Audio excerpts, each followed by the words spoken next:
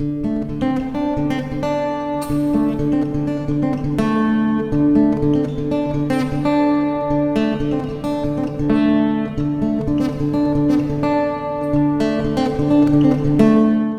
how rocky, steep, brushy, thick, snaky it is in there. It has eaten at me my whole life, the need to know exactly what it was that, I experienced. So I'm Dr. Russ Jones. I grew up in Southeast Ohio, the most rural area of Ohio. I grew up in a family that coon hunted, rabbit hunted, deer hunted, squirrel hunted, ginseng hunted, trapped, had dogs for all the things we could have dogs for, and killed my first deer when I was 8, my first squirrel and rabbit when I was 6. So it was a very renowned family. Pictures of my great grandpa in the Columbus papers standing in trees shooting squirrels with pistols, and people driving long distances to try to buy our dogs or to see how many deer we had hanging on the first day of Ohio deer season.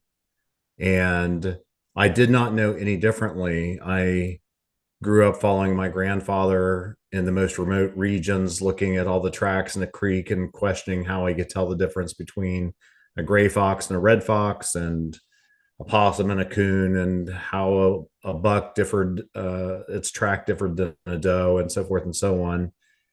Things that, I took for granted largely my whole life because I just didn't realize that other people weren't learning those same things, and how to trap and how to track animals. Important things like that that shaped my life. But when I was in my early teens, I had a couple what I believe were Bigfoot encounters. I hadn't heard of Bigfoot prior to that, and it got me interested. And I'm 58 yesterday, and I've been interested my whole life. And a lot of the places where I practice, where I live, where I own a farm in Ohio, I've done strictly because of Bigfoot. It has eaten at me my whole life, the need to know exactly what it was that, I experienced, and trying to come at it from a way because, I had my undergrad science degree and then my doctorate degree and became a certified master naturalist. And then having the lifelong time in the woods where I was a hunter and a trapper and that type of thing, and being able to put those things together that maybe other people would not have been able to do the same way, has led me to an approach that is my own, but it's just me. It's not, like some of the groups like the Olympic Peninsula. I admire those guys so much, or the Wood Ape Conservancy guys down the Southwest, but they have meetings and rooms full of people that are talking. And while I have a lot of Bigfoot friends that I talk and I share with, it's still just me in the woods all the time. It was New Year's Day, New Year's Eve, we got 4 inches of snow. New Year's Day was really cold. I was rabbit hunting, and I had walked around the road, and I went into the woods in this area where, I'd spent a lot of time there, but up on the side of the hill, there was kind of a recessed cave that was maybe 50 feet deep or so. And you could probably stand up maybe kind of part way for most of it. And when I came along that hillside, I found a set of tracks, and it was clear to me at that time that it was a barefooted human footprint. I saw very clearly all 5 toes. It was clear that it had seen me coming with the dogs and my friend and had left that place because we were coming. And I could, I assumed that it was probably a vagrant or a person on drugs or something. I went up, looked inside the cave, expecting there to be a fire or clothes or something, but there was just nothing like that. And like I said, I didn't know what Bigfoot was at that time. And I remember him and I talking at length about it. And we are not sure if we wanted to follow the tracks or, it wasn't that we weren't interested, but we just didn't think it was anything. We just thought it was a person or something. And they weren't large. They were like a normal human size. So that means it was probably, an adolescent Bigfoot. And then later that year, there was a place that my family loved to hunt. There was this pond that Columbia Gas had fenced around, I don't know, maybe 30 or 40 acres. And they had this pond that they just let their people fish in there. So, the locals were never allowed to do that. But they had an overflow tank and it ran into this little creek. And this little creek in the summer, you could jump across it. But if you went back into this hollow about, a mile, there was a several acre beaver dam back there. And all those fish were in there getting big that had came from that overflow. And it was amazing fishing. I mean, we go back there as a family, maybe like the men of the family. And, we were all woodsmen and we all fish and we all did that stuff. And we may come out with like a couple hundred bluegills and we would have a big fish fry. I can remember one time that there was, I'm sitting here at my desk and it was summer and there was maybe a space in the water in a creek that was as wide as my desk, maybe 6 feet wide and maybe a foot deep. And there was these bass in there that were 4 or 5 pound bass that were in that little puddle of water. And so you could literally just like walk in there and kick them out and take them. It was a remarkable place. And there had been a house back there, I don't know, 100 or so years before. So, I think in the woods, a beaver dam is kind of like a smorgasbord. If there's a beaver dam around, everything in nature will come to that sooner or later, just for the food, the water, and whatnot. And I was staying there fishing on the beaver dam with my uncle about 30 yards or so, maybe 40 yards from the other side. And I heard something walking over there. It was thick, brushy. And I glanced at my uncle and I saw he was looking too. We were both wearing pistols because it was really snaky in there. And I thought it was probably just a deer walking down. I didn't really think anything of it. Well, all of a sudden, the bushes started shaking and something was making a very monkey like sound. And I asked my uncle, what is it? What is it? And he said, just look for a tree that you can get to because whatever it was had to come across water to get to us. And, I was looking for a tree and it went on for about a minute and then it stopped. And him and I just looked at each other and kept fishing. I mean, we weren't afraid of anything in the woods. We were raised that everything in the woods was more afraid of us than we were of it. Later that summer, I saw that Leonard Nimoy had a show called In Search Of. And when I saw that show, it made me suspicious when I saw the Bigfoot episode that's what maybe I had encountered. And two more times before I left for college, I had found footprints. And so, I followed it my whole life. I kept up with all the books that were being read. I was in school for 10 years, but even during that time, I was following the Bigfoot stuff. The internet was becoming more popular then. It was easier to access information. And then when I came and practice, and you're working, building your practice and whatnot, and Jeff Meldrum came out with his book, that was about 15 years ago, and Legend Meets Science. And I wanted to go to hear Jeff speak, and he was speaking at the Ohio Bigfoot Conference, which back then maybe you'd have 300 people or something like that, which is big, but not like it is now where you have thousands of people there. Of course, I didn't know anybody. I wasn't involved in that community. And I listened to him speak, talked to him for a few minutes afterwards. Back then, if you Google Bigfoot, BFRO came up, BFRO.net, which was, at that time, the only scientific group doing Bigfoot research. And they were having an expedition in Ohio, which is, essentially for the people who don't know, you pay, I don't remember, $300 or $400 and you sign a no compete thing. They have somebody call you to make sure that, you're serious about the subject.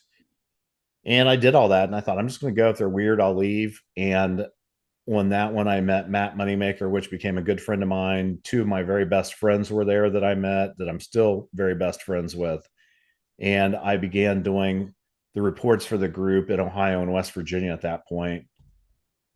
And that was how it all got started. One time I was speaking, I don't even remember where I was speaking at, and Cliff Barrickman and I were having lunch and talking, and Jeff Meldrum was there, and they were asking me about all the different things I do in the woods and the different things that I have set up and trees and mirrors and, all this stuff. And Cliff had told me, he's like, I'm jealous, man. I just don't get to do anything but just speak. And that was at the point where I was really starting to get popular. And I just thought and heard him say that. And I thought, I don't have to do that, man. I'm a doctor. I see patients for a living. And so since then, other than some interviews and the podcast, I have my own podcast called Wide Open Research on the Untold Radio Network. I have done a lot of podcasts, maybe 100 or so, and then 20 something of my own so far. One every week I do one. I just have valued my time in the woods and feel a sense of urgency. I recognize that some of us are getting older. I wonder how long I can keep doing what I'm doing in terms of going into the deep wilderness areas where other people can't get to.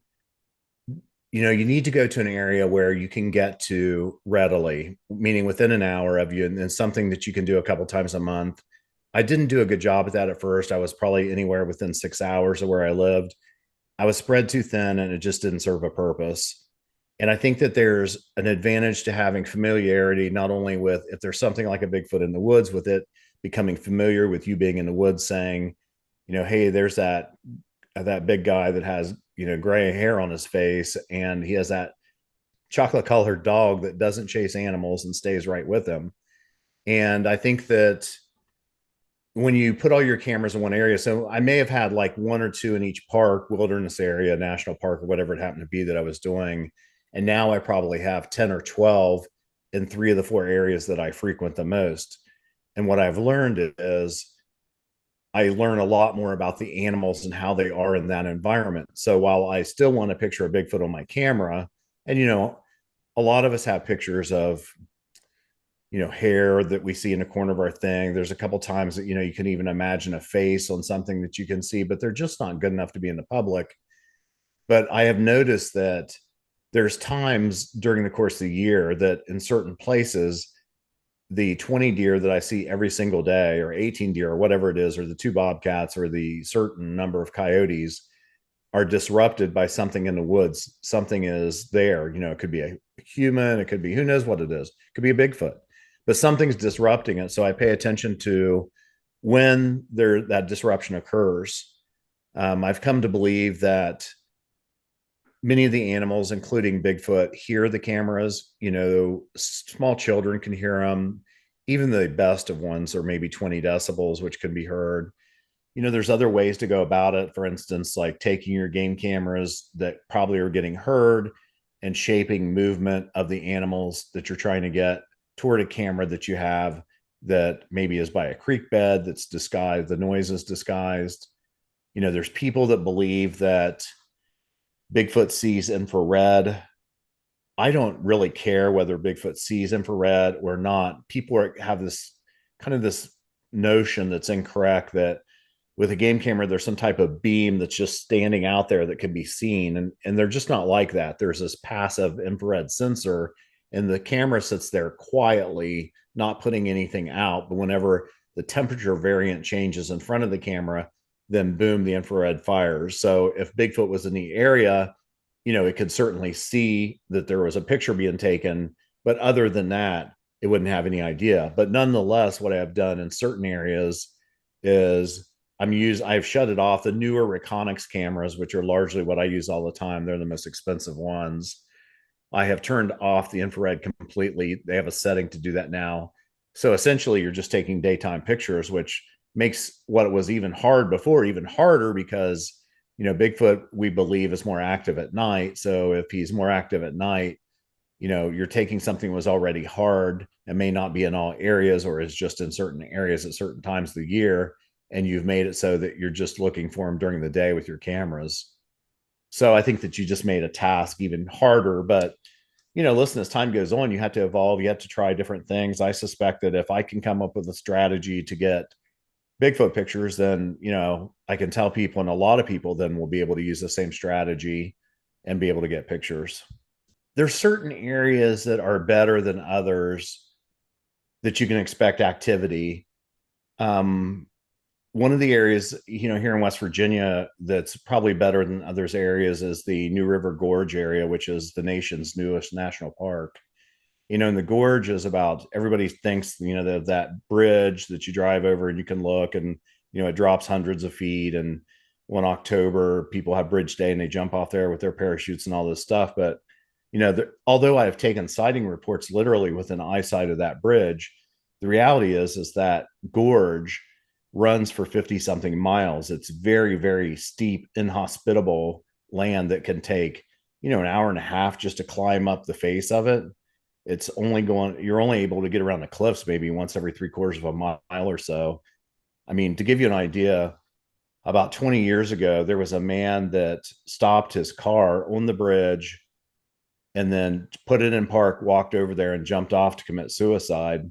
And so the searchers knew right where he jumped because, where his car was at, but they never found him. He wasn't found until 20 years later. That's how rocky, steep, brushy, thick, snaky it is in there. It's just hard to be able to get around, in that area. And another thing is that's in that area is that's the, even though we have one area here called the Cranberry Wilderness Area, which is a black bear sanctuary, the most bears I have ever seen were in the New River Gorge. And, to a bear, our cameras have plastics which have formaldehyde in them, which can smell like, a anthill to bears. So they're interested in them. So invariably, it makes it hard too, because many times they're investigating your cameras. I can't tell you the number of cameras I've had bumped the very first day they were out there. And so, if you're waiting 3 months, 6 months, however long you're waiting to go get your cameras, it's not where you put it because the bear moved it. I think that I had a sighting about 3 years ago. And one of the things that I do is I keep track of, I already told you I keep track of, like, on the game camera, suspicious photos or things that disrupt the pattern of the game animals. So I know when that happens. And then, of course, I keep track of sightings that people have had that I know are legitimate sightings. There's tons of people that take Bigfoot reports, but what I have found is a great majority of them believe almost anything and consider almost anything a report. And I can't tell you the number of times that I've done a report or looked at a picture and determined that it wasn't real, only to have it show up in someone's book, some lecture, or some, newspaper article as being a possible Bigfoot, this or that. People want to believe when they're out there that that something happens. Because of those reports that I had taken, I try to repetitiously go back to that same area at the same time. It doesn't mean that Bigfoot's in that same area, but it just seems like that it's rational that it would have a greater likelihood. So I was in this park where two gentlemen had a sighting when they were fishing, and in the evening they were collecting woods, and both had a very close encounter. And so I was on the same hill or mountain, and I got there in the morning, and then nobody was there. It had been rainy over the night, and I could tell, there's no cars parked there. And I get up on the mountain, and it's muddy in places, and I can just see that nobody's there. Shade's with me, my faithful lab, and I carry a leash around my neck just in case I bump into somebody. But he's always right with me, maybe 20 feet in front of me, and he listens extremely well. And so in my mind, off to the right, about 50 or 60 yards from me, I glanced, and in my mind, I saw a hiker that was wearing a backpack that was buff collared from head to toe. And as soon as I saw it, I just went on one knee and whistled, and Shade ran right to me, and I clicked him on my leash. And I stood up and started walking. Probably within 6 or 7 seconds, I was walking again. And as soon as I did, I realized that what I had seen was off trail. I got suspicious, and I ran over there, and there was a ridge right there, and I could see all around, and there was just nothing there. And what I believe is that our brain categorizes stuff really quickly in what is most likely. And so now, before I go into the woods, I try to remind myself all the time, if you see something or you hear something, don't assume that you know what it is. And, for instance, one time I was in the woods and I heard this loud break, tree kind of snap or break or whatever. And in my mind, I thought, it was too loud. It was probably natural. I mean, it was only like 100 yards from me in this brushy area. And I just kept cruising along. And then later I was like, why, you're out in the woods, you've already walked 2 miles to get back in there. Why wouldn't you just walk over there and just look? But for whatever reason, I didn't. But after I had that encounter, what I believe was an encounter, then I started carrying a GoPro with me all the time, because I feel like that if we have several seconds of relatively close video, that I think it'll be compelling to people. But going back to the reports, when I first started taking the reports, sometimes I would do lie detector tests just to validate what I thought. But what I learned over the years is that by and large, nobody really cares about all that stuff. The people that are going to believe will tend to believe, and the people that don't.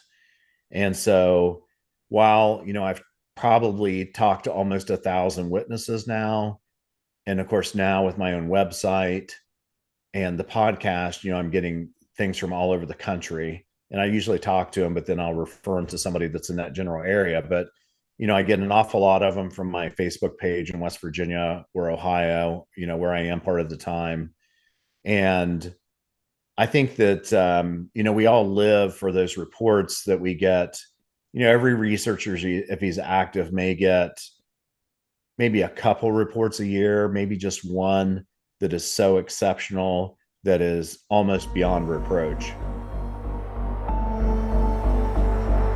One time I remember that there was this gentleman that had retired from NASA, and he was also the youngest sheriff in the history of Florida, but he was from West Virginia. And when he retired, he's still pretty young. So he was a family friend was a timber cutter, and he was riding with them some just to catch up and whatnot when he got back in town. And they were riding down this road alongside this creek, and both of them look over and saw this Bigfoot that was, well, the one guy said to the other one, he said, "Did you just see what I saw?" And he said, "Yeah, I saw a Bigfoot." And he said, "What did you see?" And he said it was down on one knee, pulling water up to drink like, a human might with cupped hands. And, it was compelling because, you had two witnesses, a timber guy that's familiar with the woods that deals with bears all the time. And you had a guy that is bright enough to have retired from NASA and also was the youngest sheriff in the history of Florida. And I had, another witness that, he didn't want me to tell anyone who he was, but, he had been on city council in a large city and was also the police chief, retired from that city. And he's like, "I'm telling you this so that, you can Google and find out who I am and know that this is real, but I don't want you to tell anybody." And so, there's a lot of witnesses that you have out there like that. The very first report I ever took was a state trooper and his wife with a really good close daytime sighting. And so, some of the things are compelling. Like I took one this fall from a gentleman, and he is a counselor in the school system. And he has a couple degrees, but what is most impressive about him is he is a woodsman that, he digs ginseng, and on several different occasions, he's dug over $10,000 worth in a weekend.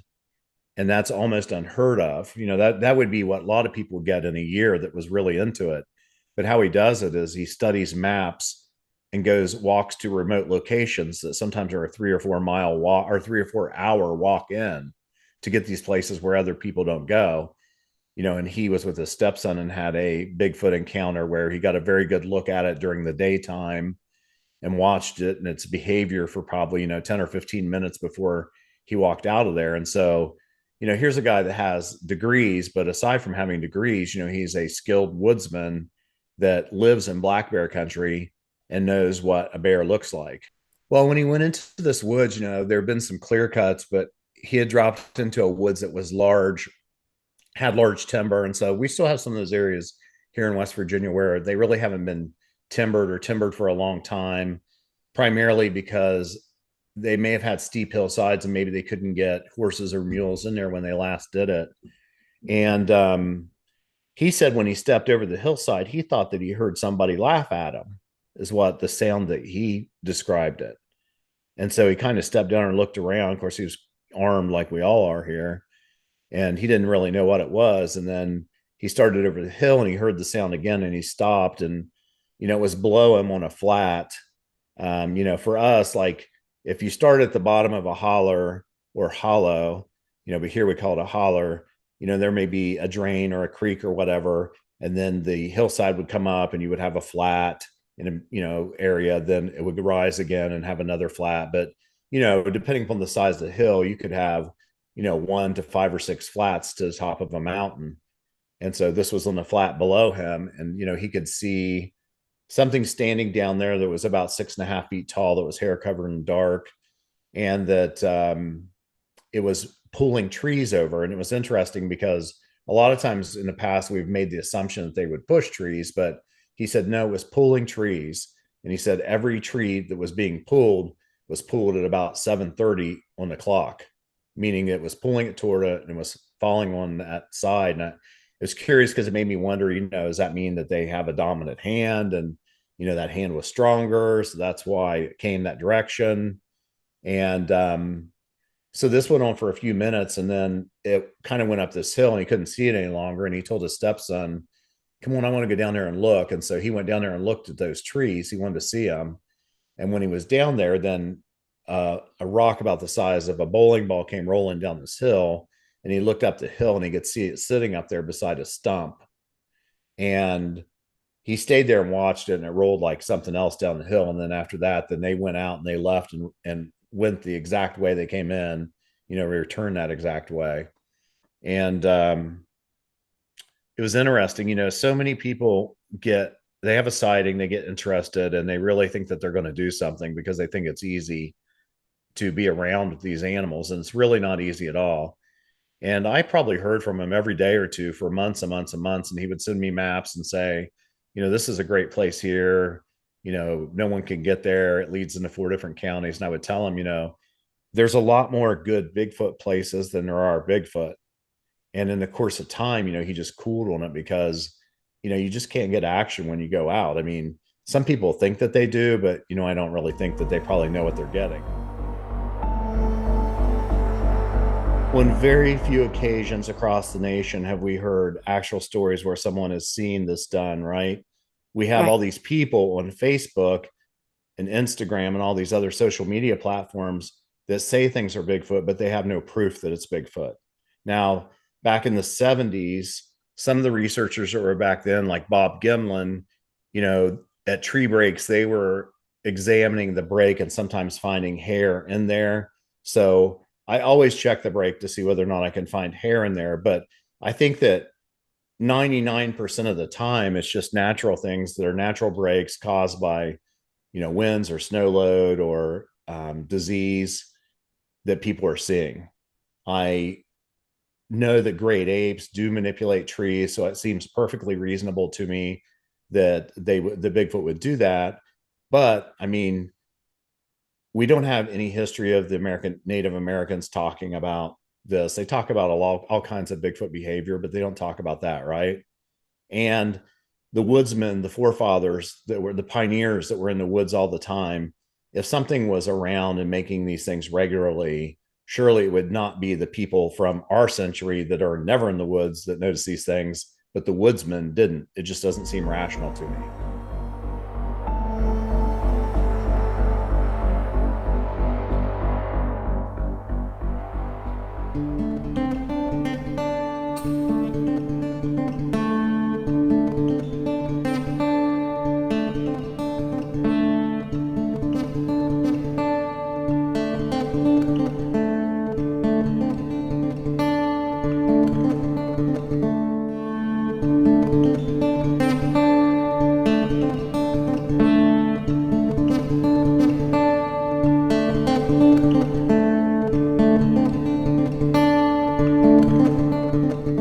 Well, prior to really the TV shows, I would say that the great majority of the people and the public didn't even know that Bigfoot made noises, right? I mean, we had sightings, but it was 1993, I think, before we really had availability on the internet to, read Bigfoot reports. But, when Finding Bigfoot came on, that was the time that the public really knew. So there for about, I don't know, 4 or 5 years, we got all these reports and that said things like, I've been in the woods my whole life. I know every sound that every animal makes, and I've never heard something like this before. And it was, the reality is that most people aren't in the woods. Most people don't know the sounds that the animals make, especially at night.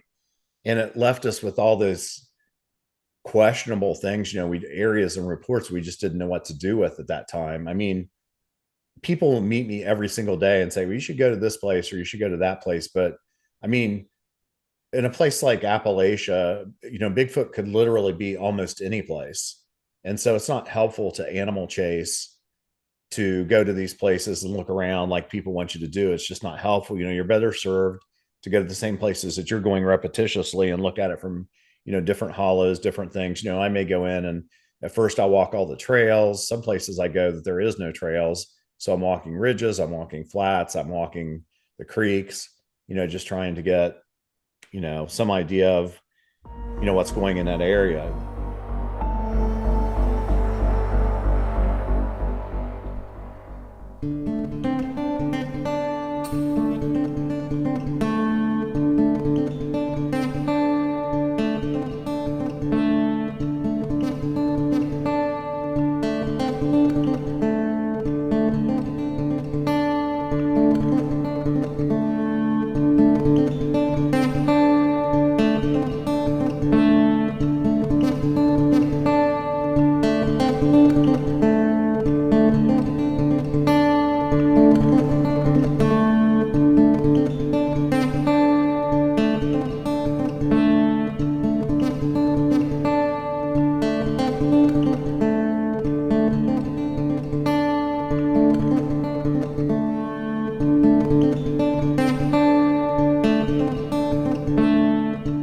it's a crunchy day, where it's dry and the wind's been blowing and stuff, I mean, I'm probably not going to walk up on something. So I'm cruising pretty fast, just going and looking around at stuff. But if it's a drizzly day or a quiet day in the woods, that there's a chance I could walk it up on something, then I'm walking slower, and paying more attention.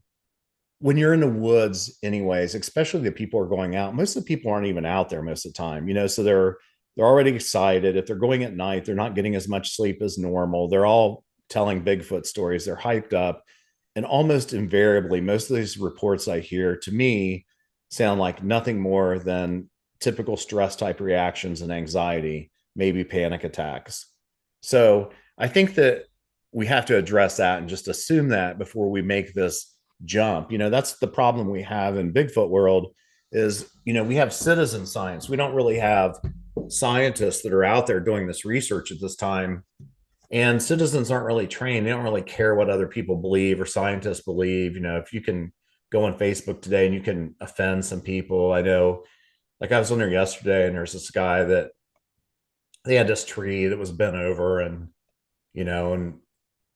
when I was looking at it, of course they didn't even know what type of tree it was. And I always think it's crazy. Like, you think of something's a tree break, but you don't even know what type of tree it is or what type of disease attacks that tree or what level, or you're not carrying some type of field scope or something so you can look at that break. But, it had larger branches on top, which I knew that meant that that break had happened a long time before and the branches were still going up. And some of the people are talking about, oh, it's a Native American marker and stuff. I'm thinking, are you freaking kidding me? It's 2023. I mean, Indians have been gone a long time. I mean, most of the trees that we see now, there's some markers around, but it's rare. I mean, but people still think that they see these things. And so I'm not sure that what a lot of the Bigfoot community is taking as some type of evidence of Bigfoot, and I shouldn't say evidence, I should say sign maybe of Bigfoot, that it's really not always that way. And I understand that, I can offend people when I say that, and some people aren't going to want to talk to me about it because my standard for evidence and what's going on is so much higher than, probably their friends that they have in that location.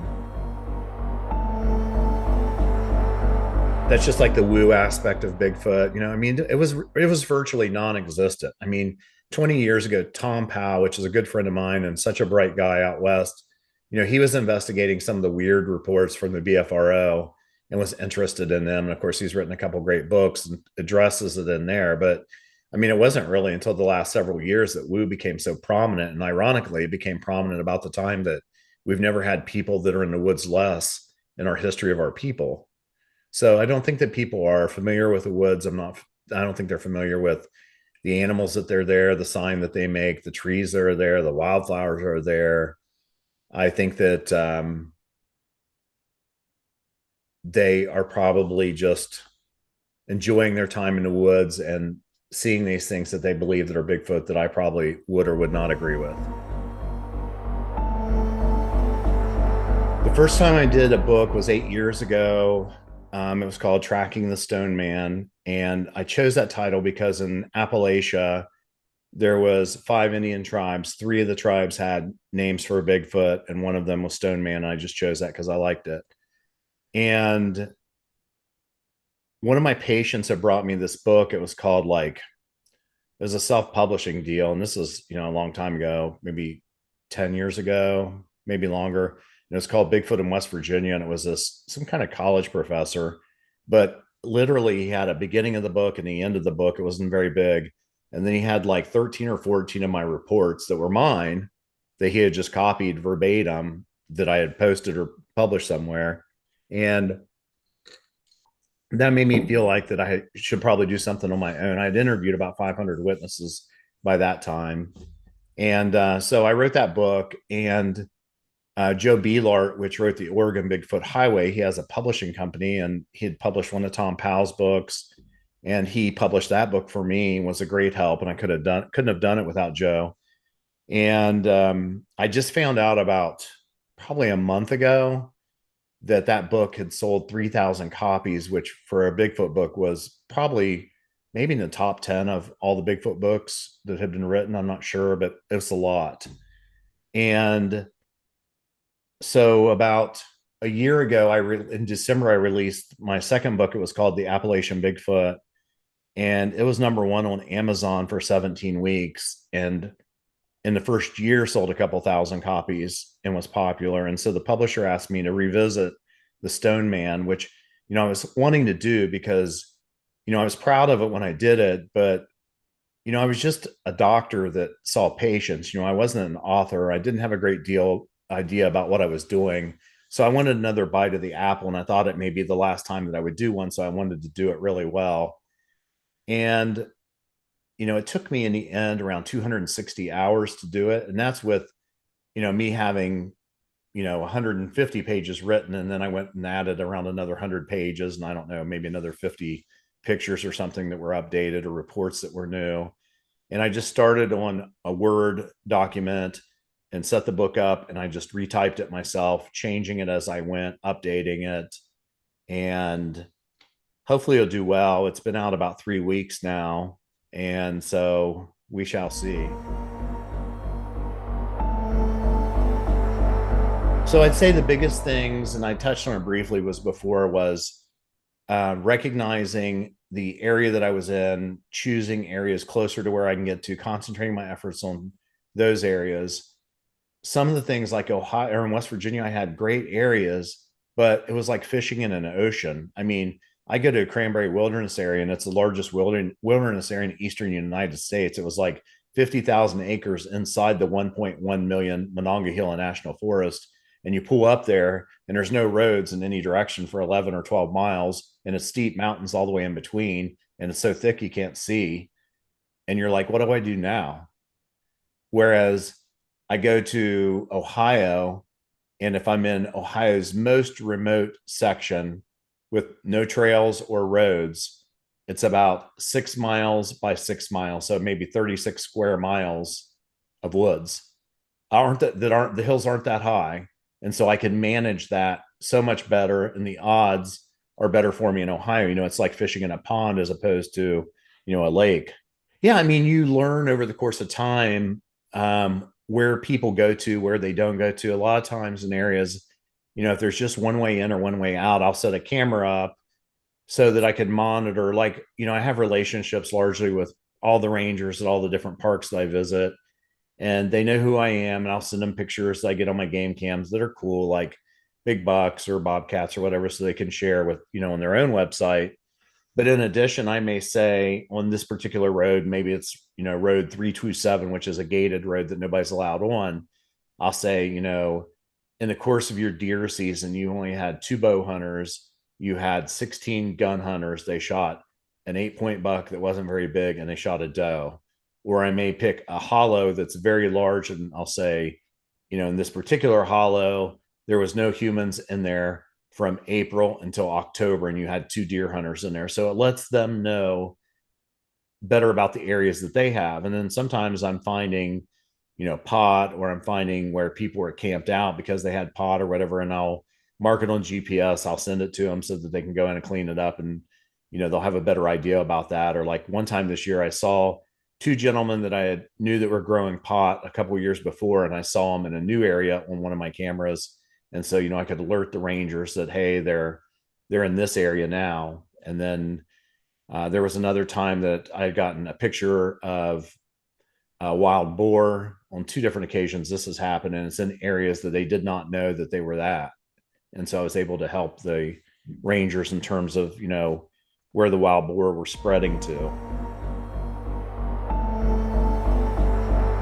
So if people want to follow me, a lot of times they can go to the Wide Open Research podcast, which is on the Untold Radio Network. It's everywhere that you find podcasts.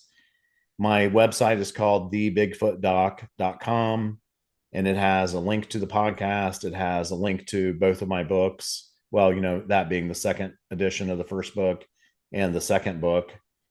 And I'm always happy if anyone wants to tell stories. I always tell them, listen, I'll treat you just like I treat my patients. Everything's in confidence, and I won't betray your trust, and you don't have to worry about me showing up on your land looking around for the Bigfoot on your land.